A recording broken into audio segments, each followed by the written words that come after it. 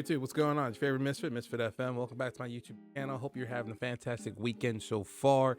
And obviously, today is chapter review. We're talking Boruto 2 Blue Vortex chapter 20. A little smaller review than typically because there's only really been two key factors from this chapter I want to really dive in and talk about as of late. But before we get into that, I want to give you guys a bit of a life update to kind of get you why I haven't seen this face as much on your weekly YouTube videos. So in a nutshell, I started a new job recently, and now I'm in a month in at a new place, so I'm really excited and working there for a good time. Now here's the thing, that also means that times like this will happen where I have to lock in more to that than this, because again, at the end of the day, that pays the bills, keeps me up, and keeps me kind of driving and going. This is a really fun hobby that I enjoy doing, and I want to continue to do that. I also have to get better at managing my with that. So with that being said, don't worry, Mr. FM is not going anywhere. They're gonna make some fun content when I have time, but understand there'll be gaps where I'm not posting often as I would like to be. However, at the end of the day, I enjoy this. I love doing this. Fun to do when I have the free time to do it. So I'm still gonna do this. Still gonna try to do this as a weekly thing as possible. But don't worry, I'm not going anywhere. But obviously, if I can't make a full-length video like this, look out for some shorts. I'll try to make some free time. And also, same principle will apply to Misfit Sasuke as well. There's just be gaps where I'll just kind of go maybe a couple days without posting, just because my priority is my job. And then when I can do this as my fun little hobby, I'll do when I can. But I love you guys and appreciate you guys as always. But let's hop into the review, because again, that was just a bit of a life update. Just want you guys in the loop to understand what's been going on with your favorite Misfit. But first off, Sarada, oh my god, she was amazing. A lot of us have been waiting to see the next time Sarada would awaken her Mangekyo Sharingan, to see how well she control it. Does she have any experience with it yet? In this chapter, we got to see it at the end, a little tease to what's to come, and a little also understanding of maybe a potential ability as well.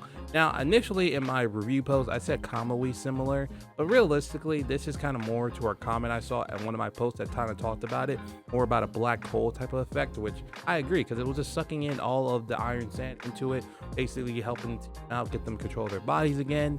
But it just seemed like one of the cool effects that we would see from Mangekyo Sharingan, especially a newer one, which was really good to see. The last time we saw Sarada's Mangekyo Sharingan was again in Boruto Naruto Next Generation manga at the end, where obviously you have the events of Omnipotence. Sarada pleaded to Sasuke to protect Boruto by helping him escape, which we saw a glimpse of that, but we didn't see anything related to the power, what it could be. But Sasuke knew that, oh, this is Mangekyo? Okay, you really mean I need to really protect this. Even though I don't want to, I should go protect this. So it was really good to see how they closed the chapter with kind of teasing us again with the Mangekyo Sharingan. But now it looks like Sarada might have a control of it, and she might have been able to use it for a while. We don't know. I think Yodo, the conversation he was having with her, was very obviously influential for her to finally awaken it once again, to use it time of need. Obviously, for that special someone, a lot of us can obviously easily put one and two together. Boruto. Now, let me talk about that a little bit, because I was seeing a lot of discourse lately on the socials about kind of the way this was kind of presented, and I can see both angles. The first angle I can see is like a lot of people think she's just awakening because Boruto, she wants to protect Boruto. She only did it for Boruto, like she only did it for a man, and I get it. Like I do understand that some people would rather her awaken it for other reasons outside of just for one person, but we also understand that the only reason why it awakened was because of the fear of losing her friend like Boruto. Again, if it was someone like Mitsuki, then it's like we wouldn't even having this conversation. Like, but I think it just got more to that because just how the internet works. Everyone has, but the consensus, it seems like some people just don't like how you awakened it just for that special someone, which again, understandable. But we also understand when it comes to Uchiha and how they attach themselves with love and affection towards someone, it does play a role in how to awakening their visual prowess. It's the Sharingan, Mangekyo, and obviously Eternal Mangekyo, but that's probably not going to happen for Sarada. I think it's the Mangekyo, because the only way, and someone can correct me in the comments if I'm wrong, is that you get the Mangekyo by taking the Sharingan from someone of your same blood. But I don't remember the exact scenario, so don't quote me on this. I'm off the top of my dome from my knowledge of the Uchiha clan history, but I do have to acknowledge that I see both angles. I personally can see also the symbolism as well of just Sarada wanting to protect the people important to her life.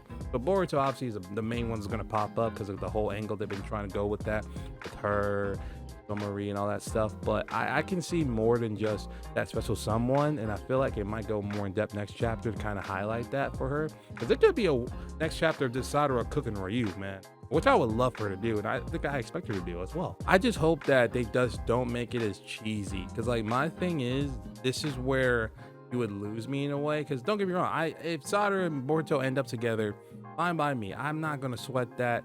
It's just that there are certain ways you can prevent that, not make it look as cheap, or some people say as cringy as possible. It's just, I hope they treat this well, because look, Sarada gets a lot of flack as it is in the community sometimes for things that aren't that really deep to me, but I can understand from a female's perspective it could be a different story.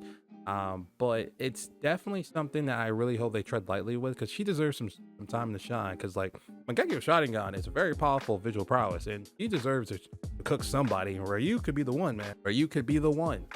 So if it happens, I'm happy for her. If it doesn't, I'm curious of what they're gonna do with that. I don't want a scenario where Kawaki pops up now in this time, because if she can handle Ryu, let her handle Ryu.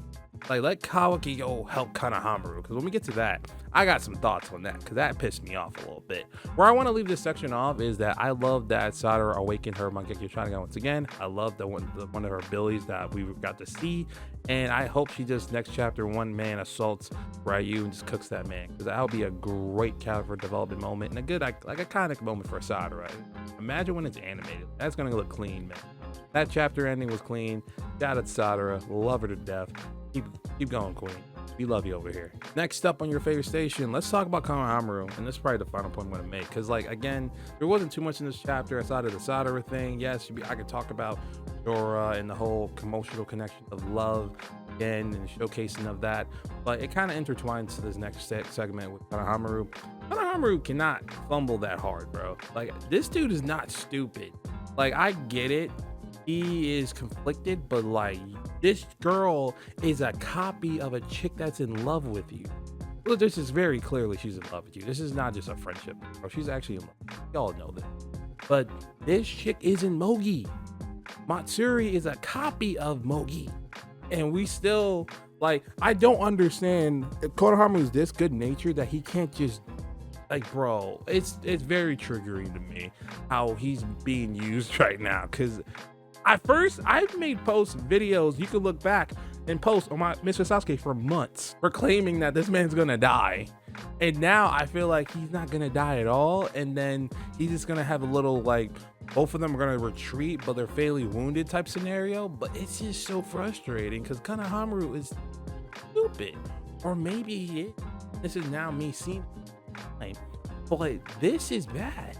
This is really bad. Like, bro, the chapter is a 10 out of 10. It's just that part where Konohamaru is like, bro, come on. Like, you had the double Rasengan. Boom, got yourself out of a life and death situation. You about to redeem yourself. Oh no, I'm thinking too hard about it. Konohamaru, bro, she's not Mogi. You need to end her so to save Mogi. Konohamaru is too good for his own well-being. And bro, if you had anyone else pull up to this mission of that level of Jonin, I think Konohamaru's a Jonin. I feel like they would do a better job. But I think the issue is because of the connection that Mogi has with the clone, and then Konohamaru has that connection he can finesse. But Shikamaru did not play this well, or maybe this is all part of Kaijin's plan, because he probably knew this would happen and prepared for this. So I'm hoping that was a scenario, but like, the only way I see how this fight ends is pretty much looking like that they'll both just probably retreat after they're both fairly wounded right now. So I don't see either of them fighting again unless Matsuri goes crazy and heals up and then tries to attack Konohamaru, and then maybe someone saves him. Maybe that's the angle they'll go with, and then maybe Boruto or Kawaki would appear. But then I would wonder how Joro would react to it. Make an appearance, would he start moving? That's something that would be of note. But the whole angle, and then also seeing cry, which, and someone correct me if I'm wrong, I didn't know that he could also feel the pain and emotion that his other members feel. But I think it's probably just tied to the fact that they're all from the same 10 tails, so they all can be connected. So, you know, that was something that surprised me a bit, where I was like, all right, I see why Matsuri's crying. Joro's crying? But again, same pain, same feel. So it's very interesting, the dynamic of how they try to use the theme element of love and emotional attachment you could have to someone, and how, and again, in the Shinju's eyes, they see this as a bad thing, see this as a cancer, see it as something they need to eliminate or figure out ways to destroy. But in reality, when it comes to love, you can't really destroy that, man. It's always going to be there. Good love, bad love, hate love. It's always going to be a feeling that, again, they don't understand yet because they've never just experienced it. But for us, it's a part of everyday life. We have people we care for very deeply. We love them to death, or we have that special someone.